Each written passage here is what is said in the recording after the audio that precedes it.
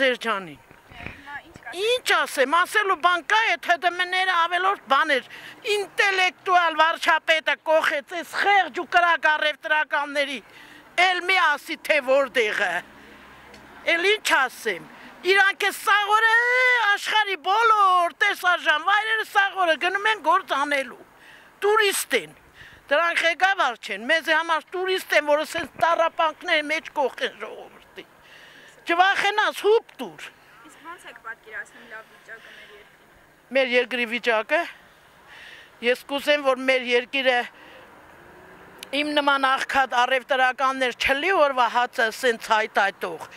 այս հետմները սրանց գլխից վերանան մեղք են, որ կարողանան իրանց օրվա հացը հայթայթեն, այդ ձևի եմ տեսնում մեր վիճակը։ Ոնց որ ներողություն, դուք առևտուր անում եք, արդյոք դուք ՀԴՄ տալիս եք մարդկանց։ Չէ, ես չունեմ այս ֆակտուրայով, փրիտերն ա տալիս։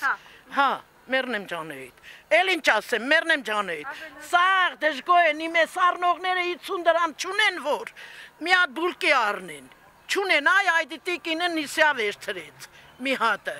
Այդ օրին քցեց մեզի Վանաձորցի ինտելեկտուալ Տիգրան Սարգսյանը։ Ես մենակ նրան եմ մեղավորում, որ բանկային հաշիվները լիքը լցնի, միլիարդները աշխարհից կողի Հայաստանի լիսել էի բանկերը, ու մենք էլ օրվա հացի կարոտը սենց մուշկացախելով։ Ես առաջի 10-րդ դասարան ավարտն եմ եղել մեր գեղի։ Պարուշ սևակն եկելա, որ ընձի գիրք գրել ու ուղղություն ցույց տա։ Բայց այս ողորմելի գործին արժանապատվությունը ցետ չի վիրավորում։ Թող իրանք ցավերը քաշեն, իմ երեխեքը Թուրքիաներում սոված ծառավման են գալիս։ Դիա բոլորը գիտեն, որ սուտ չեմ խոսում։ Ինչի պետք է ես կարոտից մեռնեմ ծորիս համար, թորիս համար։ Իրանք թող մեռնեն։ Գնացի երիք է մեռնեմ ջան։